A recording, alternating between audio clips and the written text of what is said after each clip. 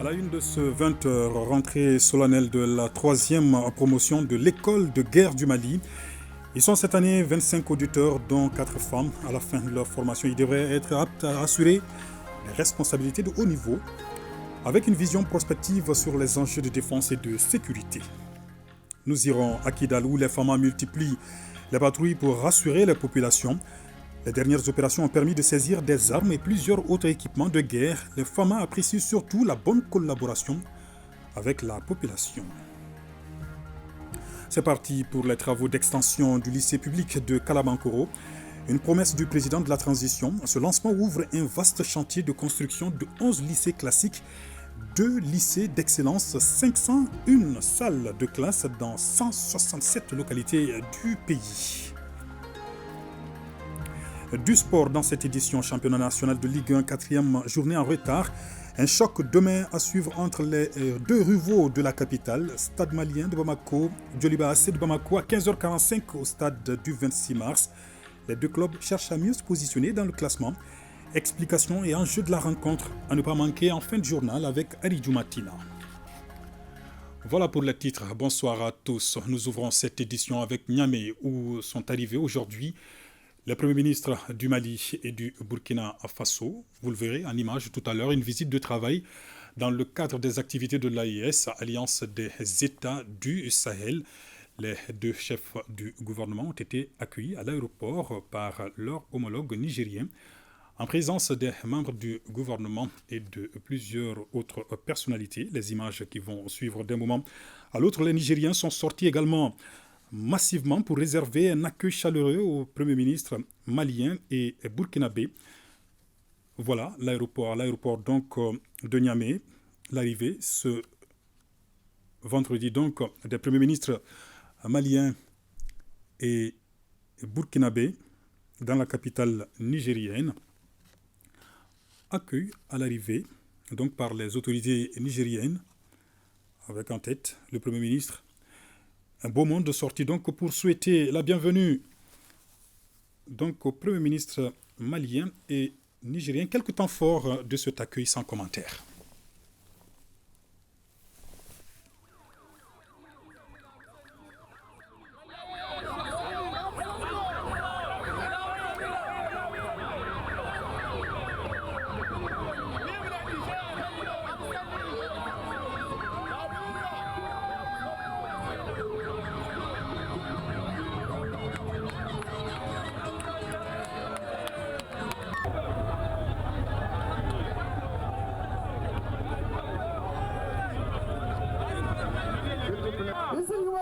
La voix s'il vous plaît. La voix s'il vous plaît. C'est bon. Caméraman, la voix.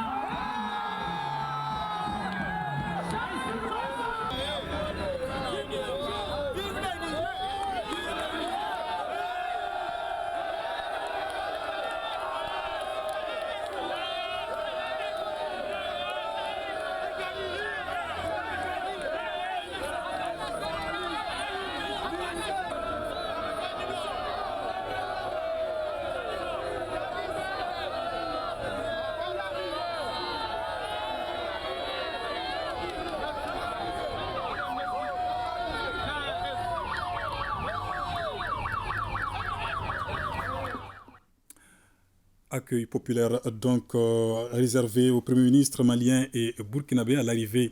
Alors arrivé donc dans la capitale nigérienne pour une visite de travail dans le cadre donc des activités de l'AIS, Alliance des États du Sahel. Nous y reviendrons dans nos prochaines éditions. En route pour Niamey, le Premier ministre Dr Shogel Kokala Maïga a fait une brève escale à Ouagadougou, dans la capitale burkinabé. Il a procédé au nom du président de la transition, colonel Assimi Goïta, à la décoration du Premier ministre du Burkina Faso, Dr Apollinaire Joachim de Tambela, est décoré au grade d'officier de l'Ordre national du Mali à titre étranger, toujours au nom du chef de l'État. Le ministre du Commerce du Faso, lui, a été élevé au grade de chevalier de l'Ordre national du Mali à titre étranger. Je vous propose d'écouter Dr Shogel Kokala Maïga, Premier ministre.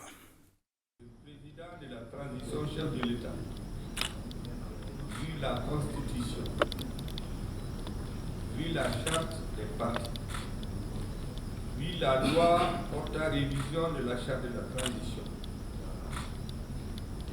puis la loi du 31 mai 1963 portant création d'ordre national du Mali, puis le décret du 24 décembre 2019 portant création, organisation et fonctionnement de la grande chancellerie des ordres nationaux du Mali. Décret M. Apollinaire Joachim Clem de Tembela, Premier ministre du Burkina Faso, est nommé au grade d'officier de l'ordre national du Mali à titre étranger. Le grand chancelier des ordres nationaux du Mali est chargé de l'exécution du présent décret qui sera enregistré et publié au journal officiel. Bamako, le 28 décembre 2023. Le président de la transition, chef de l'État, colonel Assimi Goïta.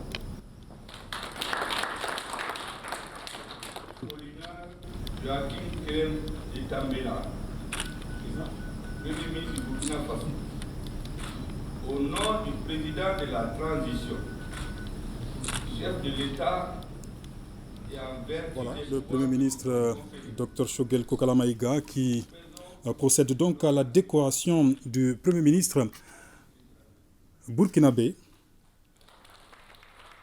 Dr Apollinaire Joachim Nkeliem de Tembela, qui est donc décoré donc au grade d'officier de l'Ordre national du Mali à titre étranger. Et sur les images en ce moment, vous apercevez le ministre du Commerce du Faso qui, lui, a été élevé au grade de chevalier de l'Ordre national du Mali à titre étranger par le Premier ministre Dr Choguel Kokala Maïga au nom du président de la transition, colonel Assimi Goïta, le chef du gouvernement qui était accompagné donc de plusieurs membres du gouvernement. Je rappelle que le chef du gouvernement accompagné du Premier ministre burkinabé est arrivé aujourd'hui donc à Niamey, au Niger. Nous y reviendrons très largement au cours de nos prochaines éditions. Dans l'actualité également, les missions et les défis de l'IER, Institut d'économie rurale, deux sujets au centre des échanges entre une délégation de l'IER et le président du Conseil économique, social, environnemental et culturel. À l'issue de la rencontre, le directeur général adjoint de l'IER s'est exprimé au micro de Mamadou Fane. Nous avons fait cette visite pour faire partager les missions assignées à l'Institut d'économie rurale, ainsi que les activités réalisées, les technologies développées par l'Institut, et discuter des perspectives pour pouvoir booster encore une fois la production et la productivité agricole et surtout atteindre l'autosuffisance alimentaire. Nous avons échangé sur le problème du personnel. L'IER est confronté aujourd'hui à un vieillissement du personnel. Nous avons échangé également sur les agressions foncières dont l'IER fait l'objet aujourd'hui. Et nous avons profité de cette occasion aussi pour remercier le président du Conseil et son équipe pour leur appui constant. Je vous l'annonçais dans les titres, non. En attendant, juste retenez que le Mali sera doté bientôt d'une politique nationale de développement de l'économie numérique et son plan d'action 2024-2028. Les experts sont réunis depuis ce matin à Bamako autour du document, une initiative du ministère en charge de l'économie numérique. Reportage signé Fousséni Tounkara. Le dernier document de politique nationale de développement de l'économie numérique du Mali a été approuvé en 2016. 7 ans après, voilà les acteurs du secteur du TIC réunis pour redéfinir les objectifs. Le but est d'être en phase avec les contextes actuels. Il est important que dans un pays, dans chaque secteur, que l'État ait une vision, ait une stratégie bien définie, avec des objectifs raisonnables et réalisables. Et c'est en cela que les structures centrales sont commises pour être dépositaires de cette vision et de cette politique dans les secteurs concernés. Et c'est à cet exercice que nous sommes conviés ce matin pour que nous puissions définir ensemble la vision globale de l'État et la stratégie et la politique de l'État en la matière, pour qu'il puisse y avoir une politique de développement harmonieux, de développement de l'économie numérique pour les 10 prochaines années à venir. Aujourd'hui, le développement des nouvelles technologies de l'information et de la communication est l'un des axes prioritaires du gouvernement. Un intérêt renouvelé avec la présence du ministre Alhamdou Aguilian en charge de la communication à cette cérémonie. Une politique nationale contenue entre des ministres et quelques intellectuels de la capitale ne servirait à rien si elle n'est pas portée à la connaissance, ses opportunités, ses offres et puis ses limites au grand peuple lui-même. Parce que c'est lui le consommateur. Pour réussir une bonne politique aussi du numérique, il va falloir impliquer de façon très bien coordonnée de tous les acteurs, publics et privés. Il faut aussi, du côté de l'État et des partenaires financiers, mobiliser des fonds, parce que ce n'est pas gratuit le numérique, ça coûte. Donc il va falloir que les bailleurs de fonds, les banques et tous les partenaires puissent y mettre de l'argent parce que ça rapporte de l'argent. C'est sur ces conseils et orientations que les réflexions sont engagées entre experts du secteur des TIC issus des structures étatiques et privées pour doter notre pays d'un nouveau document de politique nationale de développement de l'économie numérique et son plan d'action 2024 à 2028. Je vous l'annonçais dans les titres coup d'envoi ce matin. Les travaux d'extension du lycée public de Kalabankoro, c'est une promesse présidentielle. Début donc d'un vaste chantier de construction de 11 lycées classiques, 2 lycées d'excellence, 500 salles de classe dans 167 localités à travers le pays. Le point avec Alpha Maïga.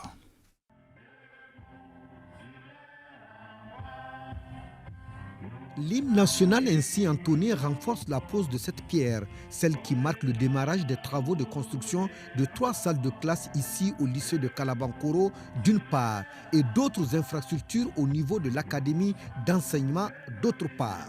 La pierre que je viens de poser est solidement posée.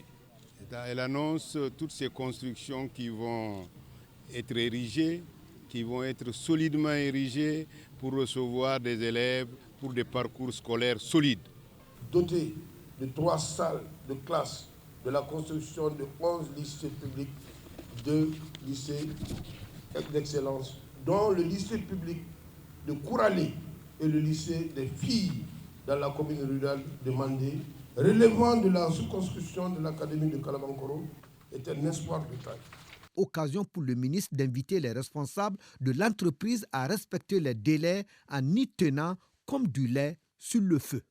Le délai de réalisation du chantier de Kalabankoro est de 120 jours. Vous n'aurez aucune excuse pour ne pas rester dans ce délai. Je veillerai personnellement à ce que tous les engagements soient respectés par les services techniques du ministère de l'Éducation nationale. La présente cérémonie de pose de pierre ouvre ainsi la voie à d'autres réalisations dans certaines régions du pays. Une promesse du président de la transition. Cet événement constitue le point de départ d'un vaste programme de réalisation d'infrastructures et d'équipements scolaires. 11 lycées classiques, de 2 lycées d'excellence à Kati pour les filles et à Ségou pour les garçons, de 501 salles de classe dans 167 localités. Les infrastructures, une fois réalisées, vont résoudre une partie des équations au niveau du système éducatif malien. 13e session ordinaire du Conseil d'administration de l'Université des sciences juridiques et politiques de Bamako. Les administrateurs de l'USJPB examinent le compte-rendu de la 12e session et font également l'état des recommandations et le plan d'action de 2024. Le compte-rendu est signé Boubacar Kanouté. Au cours de cette 13e session du Conseil de l'Université des sciences juridiques et politiques de Bamako, USJPB, les administrateurs passent en revue les voies et moyens susceptibles de donner à ce temple du savoir sa notoriété d'antan. Plus de 30 offres de formation en licence, master et doctorat sont étudiées dans cette faculté. L'adaptation des offres de formation aux besoins de la société ainsi qu'aux exigences du monde contemporain est perspective et demeure constante dans toutes les structures de l'université. Ces offres présentent des opportunités d'emploi dans l'administration publique, les forces armées et de défense, les collectivités locales, la magistrature, le barreau, les fonctions d'auxiliaire de justice, huissiers, notaires, les organisations internationales de diplomatie, pour n'en citer que ceci, les emplois de juristes dans les entreprises privées. Plusieurs thèses ont été soutenues en droit public, en droit privé, en sciences politiques ainsi qu'en histoire du droit.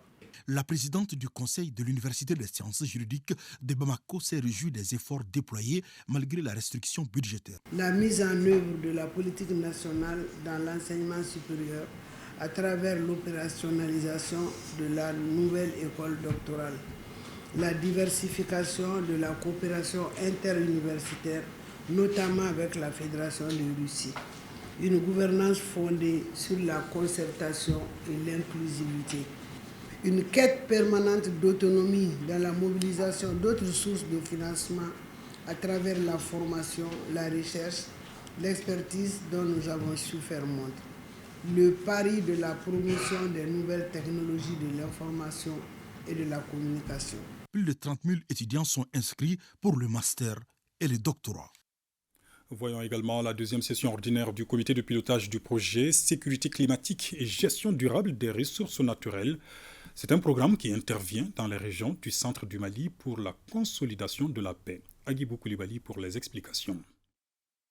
Les régions du centre du Mali sont confrontées à une détérioration accrue de leur situation sécuritaire. La présence des groupes armés a entraîné une perte de moyens de subsistance pour les populations déplacées ainsi que les difficultés d'accéder aux ressources naturelles, notamment à cultiver leurs champs. Les autorités, avec l'aide du PNUD et du Fonds pour l'environnement mondial, ont développé le projet sécuritaire climatique et gestion durable des ressources naturelles dans les régions du centre du Mali pour la consolidation de la paix.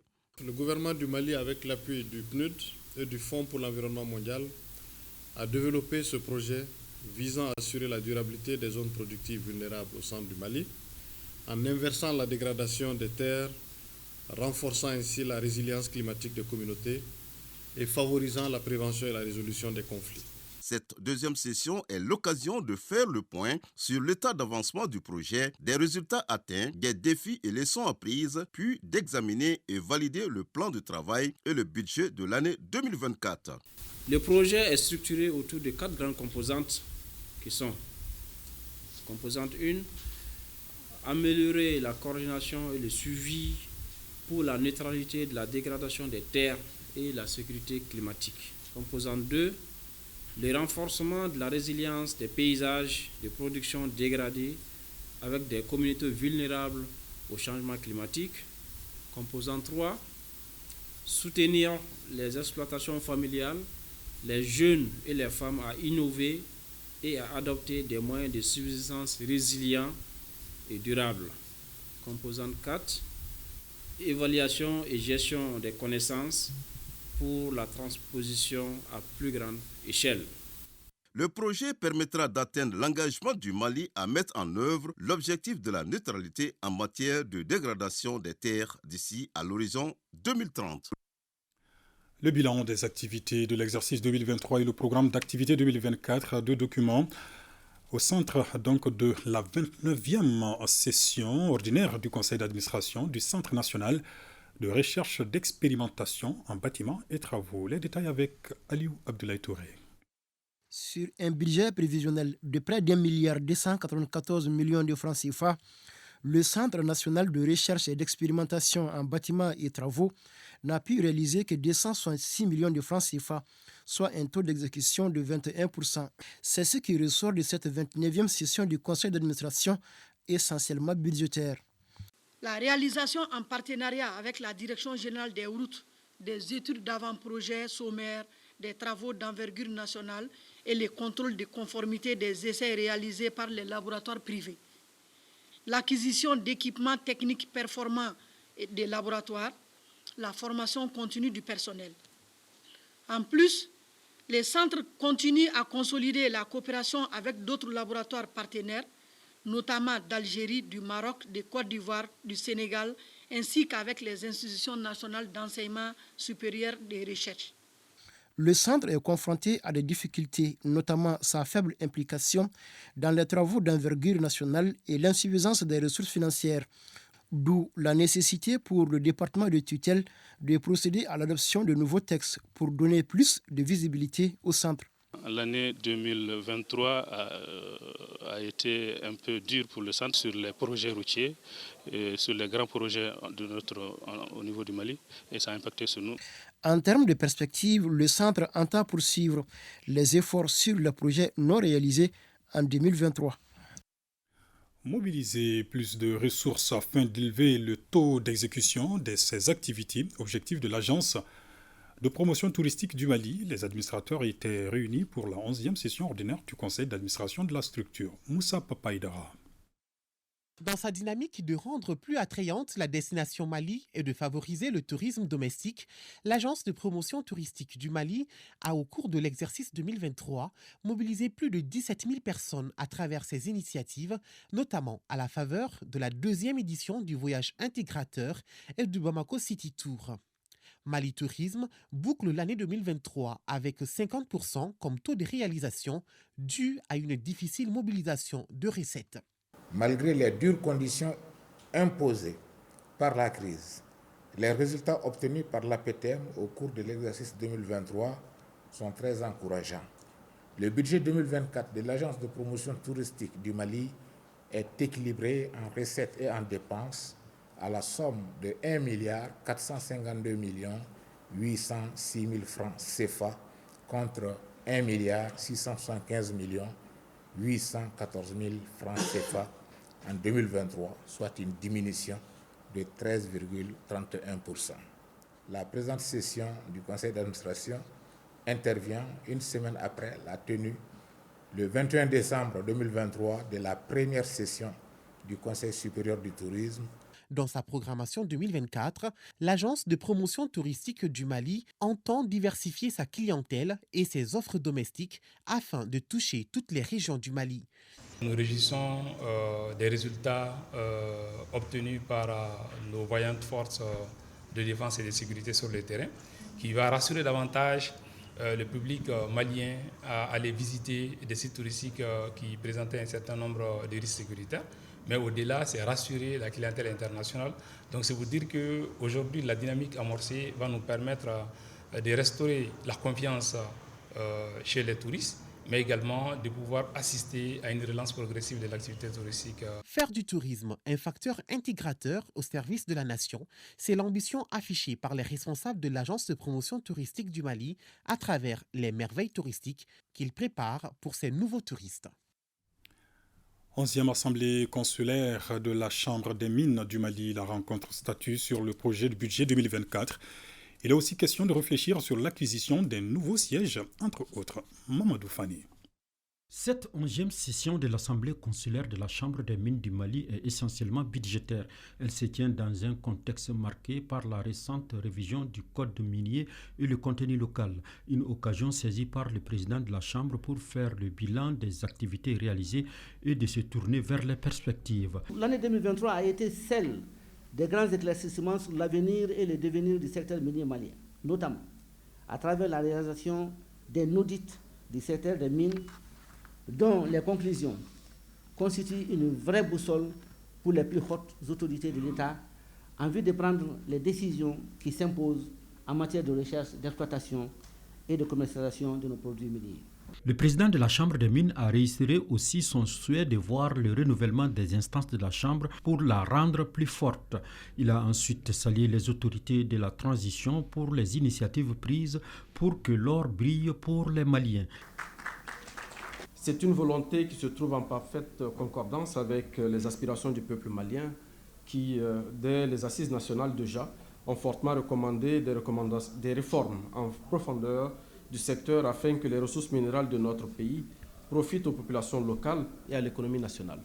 Elle a été traduite, parlant donc de sa volonté, en action, avec la commande qui a été faite de l'audit, vous l'avez rappelé, de notre secteur, mais aussi et surtout avec l'adoption du nouveau code minier. Et je veux insister là-dessus, comme vous l'avez fait, Monsieur le Président, de cette adoption donc de la loi portant contenu local. C'est un engagement fort des autorités de notre pays. Au cours de cette 11e assemblée, le président de la Chambre des mines a annoncé la tenue très prochaine du Salon international des mines de Bamako-Simba, où vont se rencontrer des porteurs de projets miniers prêts à être financés et des investisseurs disposés à investir dans le secteur. Une erreur nous a fait identifier tout à l'heure M. Yacouba Kébé, secrétaire général du ministère des Mines. Il fallait plutôt comprendre. Yacouba Kébé est chef de cabinet du ministre des Mines. Dans l'actualité, je vous l'annonçais au sommaire de cette édition, la rentrée solennelle de la 3e promotion de l'école de guerre du Mali pour cette année académique. Le GM accueille 25 auditeurs, dont 4 personnels féminins. Au terme de la formation, ils sont appelés à assurer de hautes responsabilités avec une vision prospective sur les enjeux de défense et de sécurité. Le point avec Abdoulaye Sako. 25 officiers supérieurs maliens face à leur destin. Après leur admission à cette école militaire supérieure d'excellence qui est l'école de guerre, ils savent que le peuple malien compte sur eux. D'autant plus que les hommes sur le terrain ont plus que jamais besoin de stratégies bien aiguisées en matière de défense et de sécurité pour sécuriser l'ensemble du territoire national. Et l'État a fait sa part en mettant à leur disposition une école capable de leur offrir la meilleure formation dans ce sens. La célébration solennelle, la rentrée académique d'une promotion d'auditeurs de l'enseignement supérieur militaire de second degré, doublé du master stratégie défense, sécurité et développement, est désormais érigé, monsieur le chef d'état-major général des armées, suivant vos instructions, en tradition. La création de cette école, expression de la forte volonté politique de nos plus hautes autorités de construire ou de bâtir tout simplement un outil de défense à la hauteur des besoins de sécurité nationale. De nos jours, la guerre a pris une autre tournure. L'intelligence artificielle et la robotique ont fait leur entrée dans la danse. Elles ont profondément changé les habitudes. Et le défi de cette transition, notre pays est prêt à le relever. Le thème retenu, à savoir quelle place pour l'intelligence artificielle et la robotique dans le système de défense et de sécurité au Mali, est d'une grande pertinence en cette période dominée par les incertitudes stratégiques. Permettez-moi de rendre hommage au président de la transition, son Excellence le colonel Assimi Goïta, pour sa clairvoyance à travers la création du Centre d'intelligence artificielle et de la robotique. Même si elle est une mauvaise solution. En effet, on ne peut pas laisser s'installer le désordre sous le prétexte qu'on veut éviter la guerre à tout prix. Le terrorisme qui sévit au Mali en est un exemple. C'est d'ailleurs un fléau qui affecte le monde entier. La guerre étant une affaire très sérieuse, ceux qui la planifient doivent avoir le souci de limiter ses conséquences dévastatrices. Les auditeurs de la 3e promotion savent ce qui les attend au cours de la formation et l'espoir fondé sur eux.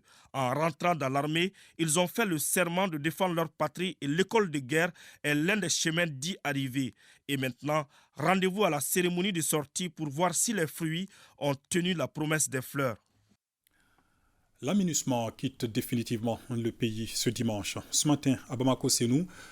La mission onusienne a officiellement rétrocédé son camp au Fama. C'est le gouverneur du district qui a présidé la cérémonie en présence de plusieurs autorités militaires et civiles. Nous retrouvons Abdoulaye Sako. Après 10 ans de présence au Mali, la MINUSMA plie bagage, et cela sur demande des autorités de la transition. Une décision entérinée par le Conseil de sécurité des Nations Unies.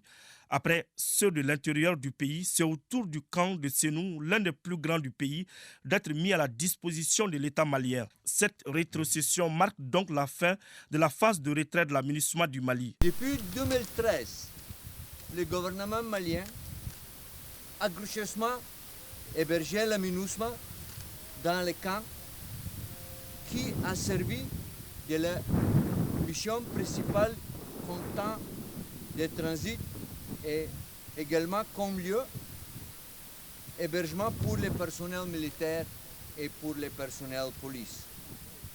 Je remercie le gouvernement malien pour son hospitalité, de ses bonnes relations au cours de ces années. La signature du document par le directeur de l'appui à la mission de la MINUSMA et le gouverneur du district de Bamako a mis fin à cette cérémonie de rétrocession. À Kidal, les femmes intensifient la patrouille pour rassurer les populations. Les dernières opérations ont permis de saisir des armes et plusieurs autres équipements de guerre. Les femmes saluent particulièrement la bonne collaboration avec les populations. Sidi Elmedi Ag Al-Baka, Benogo Fofana et Tayeb Adjaouiakoui. Dans le cadre de leur mission régalienne de sécurisation des personnes et de leurs biens à Kidal, les FAMA ont initié une patrouille de grande envergure. C'est devant le commissariat du 1er arrondissement que Ali Doumbia, directeur régional de la police, s'est adressé aux hommes avant leur départ pour une longue nuit.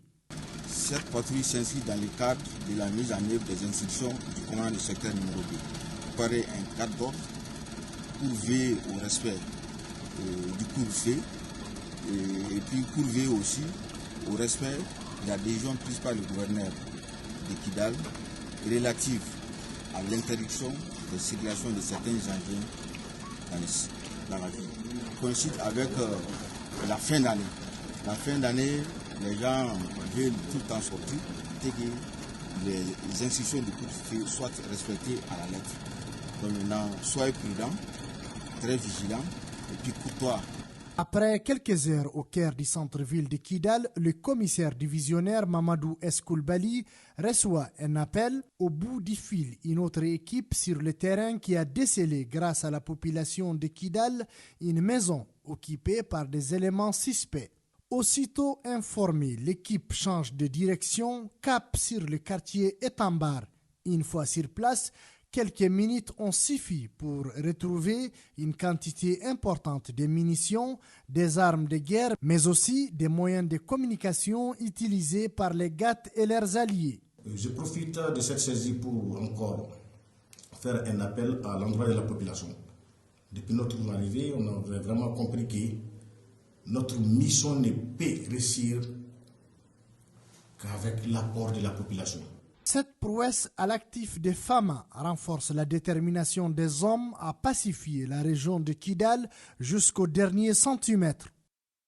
D'autres infos relatives aux femmes à suivre dans cette édition ou dans nos prochaines éditions. Cérémonie sobre en hommage à certains agents de l'ORTM qui font valoir leurs droits à la retraite. Ils sont journalistes, réalisateurs, ingénieurs ou encore agents techniques. L'événement s'est déroulé en présence des collègues de service, parents, amis et connaissances ici à Bozola. Le point avec Boubacar Kanouté. Ils sont une vingtaine d'agents de l'ORTM, fonctionnaires d'État et de contractuels, à faire valoir leurs droits à la retraite. Leur apport considérable pour le rayonnement de la chaîne étatique est salué et reconnu à Bozola. Le porte-parole des retraités, Siratigui Traoré, a exhorté tous les travailleurs à accompagner la direction pour la réussite de sa mission.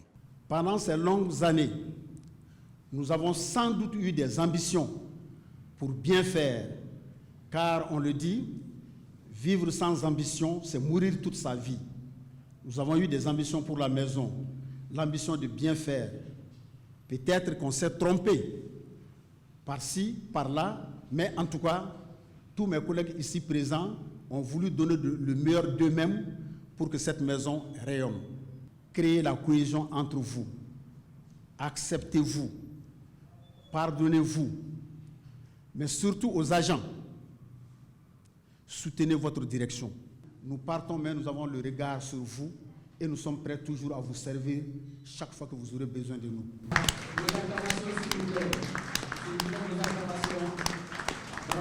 Le directeur général de l'ORTM a décrit la retraite comme une transmission de savoir. Vous avez été des lumières ici à Bozola, des phares pour éclairer le chantier de la maison. Le travail sur le terrain, le travail rude, pour certains, je parle des journalistes, le boulot dans les studios pour les animateurs, le terrain pour les ingénieurs, les ATP, le secrétariat et toutes ces compétences dont nous avons bénéficié qui aujourd'hui vont aller à la retraite. En tout cas, considérez que dans les moments difficiles, nous allons vous faire appel. Nous savons que vous serez à notre disposition. Le soleil ne couchera jamais à Bozola, disait un ancien directeur de l'ORTM. Un moment plein d'émotions et les mots manquent à tous les niveaux. Je suis persuadé qu'ils ont beaucoup donné à l'ORTM qu'ils en ont beaucoup encore à donner à l'ORTM.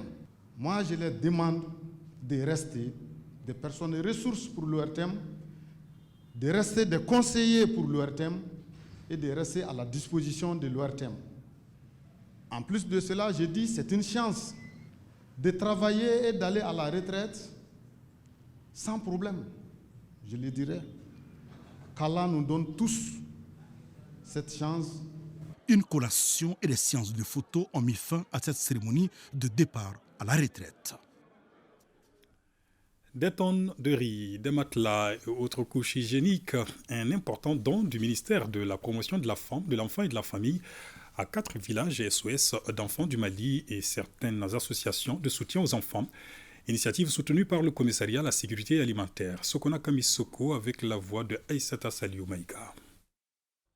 En offrant ces kits alimentaires et ces matelas au village SOS d'enfants et orphelinats du Mali, le ministre Maïga contribue ainsi à l'amélioration des conditions de vie de ces enfants en situation difficile. Nous vous promettons de continuer à œuvrer pour que ces enfants qui n'étaient pas dans les meilleures conditions que nous avons prises pour justement les mettre au niveau des enfants qui sont avec leur père et leur mère, puissent avoir une enfance heureuse pour devenir les meilleurs citoyens de demain. À travers cette donation, le ministre de la promotion de la femme, de l'enfant et de la famille et son collègue ministre commissaire à la sécurité alimentaire respectent un engagement pris par l'État malien à l'endroit des personnes en situation difficile. Nous préparons un programme avec des partenaires, notamment des partenaires italiens et chinois, on va revenir vers vous déjà en début d'année pour lancer des activités avec vous. Les dons sont constitués de 7 tonnes de riz, 156 matelas et 36 lits qui sont répartis comme suit. Pour chaque village d'enfants SOS, 1 tonne de riz, 30 matelas, 30 lits et des kits hygiéniques. Pour chaque orphelinat, c'est-à-dire l'association de soutien aux enfants, l'association Ousnakasso, l'association de soutien aux handicapés et démunis de Moutouboula, 1 tonne de riz, 12 matelas, 12 lits, des jouets et 1 balle de couche. Le ministre Maïga a profité de l'occasion pour demander aux responsables des centres plus d'engagement en faveur de leurs pensionnaires, des enfants qui sont l'avenir de demain. Restons avec les enfants, avec l'Office national des pupilles en République du Mali qui a accueilli cette année plus de 200 nouveaux pupilles nouvelles, plus de 200 pupilles, pardon. Le NAPIMA a également organisé plusieurs activités en faveur des pupilles du Mali. Information rendue publique à la 6e session ordinaire du conseil d'administration de la structure. Boubacar Bablé-Touré. Pour le compte de l'année 2023, l'Office national des pupilles en République du Mali, ONAPIMA, a accueilli 266 nouveaux pupilles, soit un total de 1662 pupilles. 461 visites à domicile et 506 visites scolaires ont été effectuées par les responsables de l'Office auprès des pupilles. À cela s'ajoute l'organisation de la Journée nationale des pupilles en République du Mali, célébrée le 30 octobre. Ce sont là quelques activités phares que l'ONAPIMA a menées au titre de 2023. Des informations partagées lors de cette 6e session ordinaire du conseil d'administration de la structure. Cette solidarité est manifeste pour ceux-là même qui, au service de l'État, perdent la vie à travers soit l'exercice d'une mission commandée ou d'un service public, en laissant derrière eux des enfants en situation de détresse, dont la puissance publique reste et demeure le seul espoir pour retrouver la dignité humaine. S'agissant de la dotation initiale allouée à l'Office en 2023, elle se chiffre à 1,316 milliard de francs CFA. 960 164 291 francs CFA ont été notifiés et engagés et 551 304 francs CFA ont été liquidés au 30 septembre 2023, soit un taux d'exécution de 57,47%. Derrière ce tableau reluisant, des difficultés demeurent, notamment l'insuffisance de moyens roulants pour atteindre tous les pupilles. Pour ce qui est de 2024 qui s'annonce, Elle ne sera ni une année de chiffres, ni de statistiques, mais une année où chaque action, chaque programme, chaque sourire retrouvé sur le visage d'un pupille contribuera à bâtir un Mali fort, équitable et résilient, a conclu la directrice générale de l'ONAPUMA. Remise de 155 000 litres de gasoil par la société Baraka Petroleum à EDM Caille et à d'autres structures d'une valeur de plus de 120 millions de francs CFA, ce dont devrait permettre aux structures bénéficiaires de faire face aux difficultés liées à la fourniture en électricité dans la région. Balkissa Sadibou Chérif Aïdara. Sadio Batili, un natif de Caille et PDG de la société Baraka Petroleum, laisse parler son cœur en faisant don de 155 000 litres de carburant pour une valeur marchande de plus de 120 millions de francs CFA à la région de Caille. Le don est destiné à appuyer EDM Caille et d'autres structures pour faire face aux coupures intempestives d'électricité dans la région et est reparti comme suit. 45 000 litres de gasoil pour Nara. 45 000 litres de gasoil pour Nyoro, 45 000 litres pour les populations de Caille et 45 000 litres x 3 plus 10 000 litres pour le camp militaire de Caille et ensuite 10 000 autres litres pour l'hôpital Al-Foussem Daou de Caille. Ce geste de la société pétrolière est fortement salué par les bénéficiaires. La direction générale de EDM SA de par ma voix remercie vraiment les donateurs pour ce geste noble qui va vraiment contribuer à amoindrir les souffrances des populations par rapport aux coupures intempestives que nous vivons actuellement. La direction générale promet aux donateurs également que la donation sera utilisée à bon escient. L'hôpital se réjouit énormément de ce don. Nous mesurons la portée de cette action. Le gouverneur de région a mis à profit cette cérémonie de remise pour témoigner d'autres gestes anonymes du donateur. J'ai toujours appelé Sadio Batili sans gêne et il m'a toujours répondu avec le plus grand respect. C'est le lieu de saluer ces gestes de Baraka Petroleum, notamment d'un fils de Caille, qui est Sadio Batili, qui a toujours répondu avec la promptitude nécessaire à nos sollicitations. Outre cette donation, la société Baraka Petroleum se dit prête à donner 30 camions-citernes aux autorités maliennes pour permettre d'acheminer gratuitement le carburant négocié par les autorités du Mali auprès des autorités frères du Niger afin de venir en aide à EDM SA. Visite de terrain à Ségou des membres du comité d'orientation et de pilotage du PRAPS 2. PRAPS 2, c'est un projet qui œuvre à la promotion de l'élevage au Sahel. Les détails avec Honoré Tieno. La première étape de cette visite a concerné la ferme Bébé Sarr de Pelingana. Ici, l'exploitant exerce sur une superficie de 20 hectares l'embouche bovine. Bénéficier de la construction de 8 enclos, un château d'eau avec d'autres commodités. Mon apport personnel s'élève à près de 90 millions et le Padelem 70 millions. La ferme d'embouche de Bas Ali Nougem qui est en cours d'installation sur une superficie d'1 hectare 25 ar. Autre lieu visité, le champ école de la coopérative des producteurs de lait de Ségou. Notre coopérative a bénéficié de beaucoup de formations de la part de Padelem et même des matériels, l'alimentation de nos animaux. On a reçu beaucoup de formations par rapport à ça. Même sur le plan de l'insémination artificielle, on a reçu des formations santé animale et même entretien des animaux. Nous avons un constat vraiment de satisfaction. Nous ne pouvons pas dire que l'ensemble des activités le sont, mais en tout cas tout ce que nous avons pu visiter sont très satisfaisants. Et les bénéficiaires sont très contents et ils apprécient la démarche du projet et ils reconnaissent l'importance de la mise en œuvre de ce projet-là, non seulement dans le cadre de leurs activités professionnelles, mais aussi sa contribution dans le développement du pays. La mission a aussi visité des activités génératrices de revenus et la ferme piscicole de Banangoroni. L'école fondamentale de Banankabougou Faladji a 50 ans, cinquantenaire de l'établissement célébré par les anciens élèves réunis au sein d'un groupement intergénérationnel dénommé Mon école a 50 ans. Mariam Koulibaly.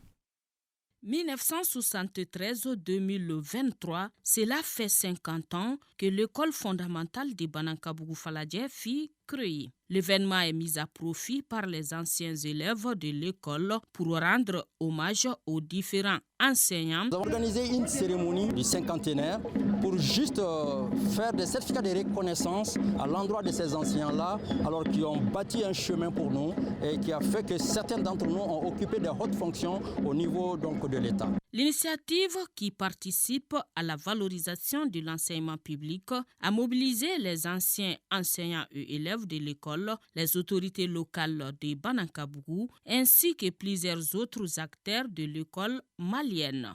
Ce que je vois ici, présent, sans me tromper, sont des exemples.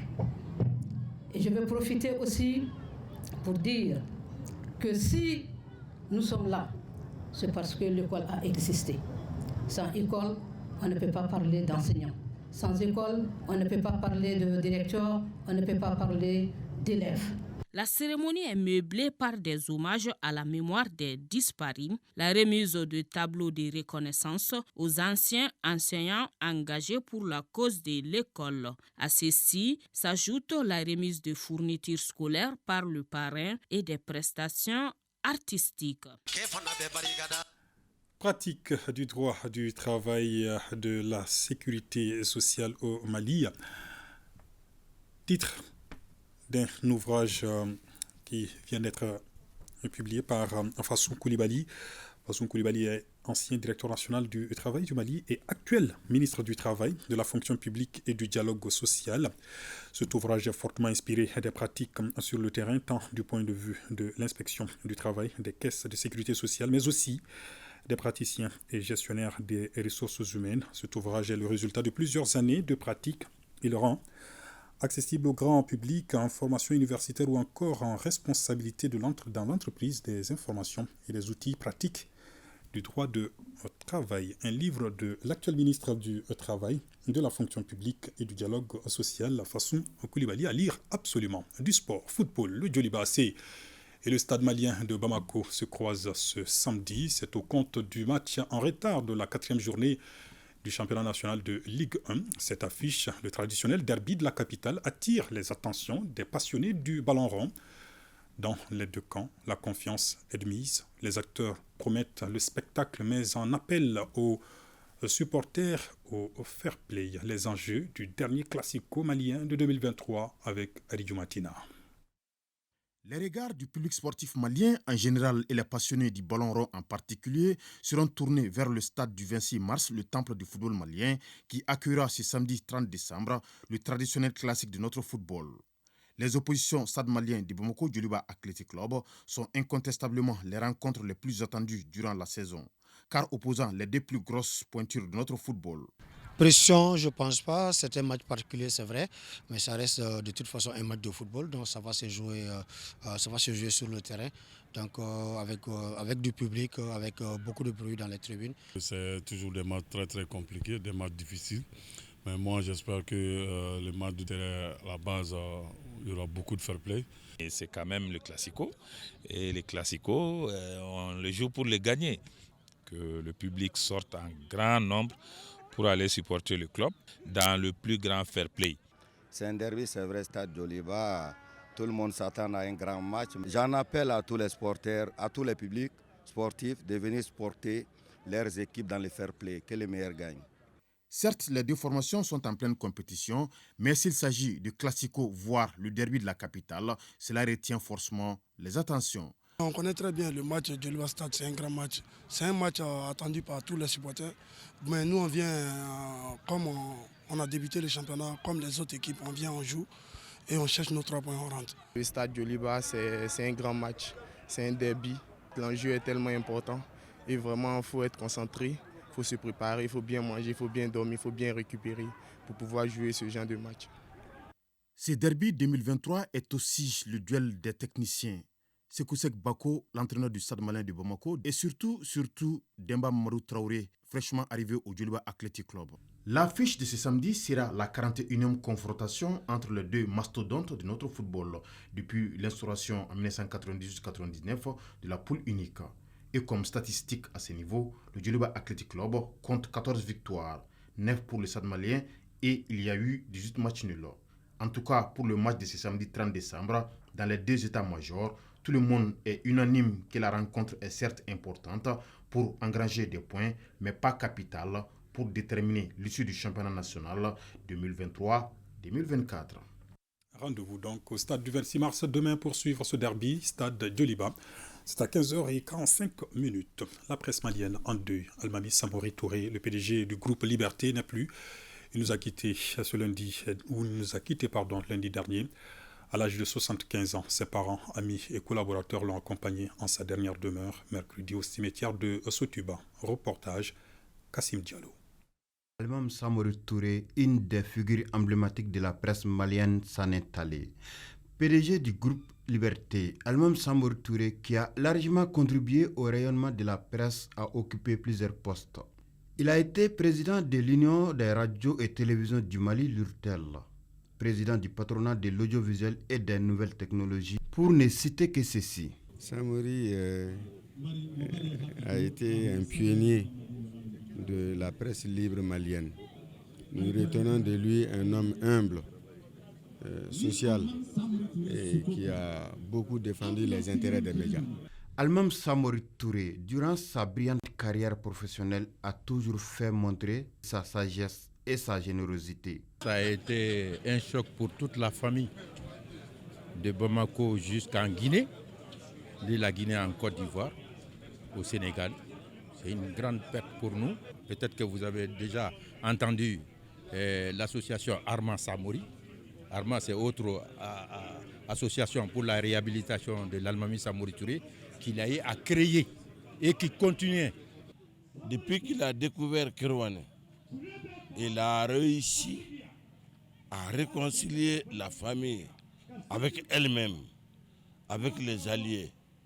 Parce que l'Almami Samori Touré n'a pas lutté seul, il y avait des alliés. Et ces alliés sont représentés à Kerouané. Donc, à un moment où on était disparate, Almami Samori Touré est venu à Kerouané. Il a réussi à nous unir autour de l'idéal. Le regretté Almami Samori Touré laisse derrière lui toute une famille, des amis et des collaborateurs inconsolables. Dors en paix, doyen. Fin de ce journal. Merci de l'avoir suivi. Bonsoir.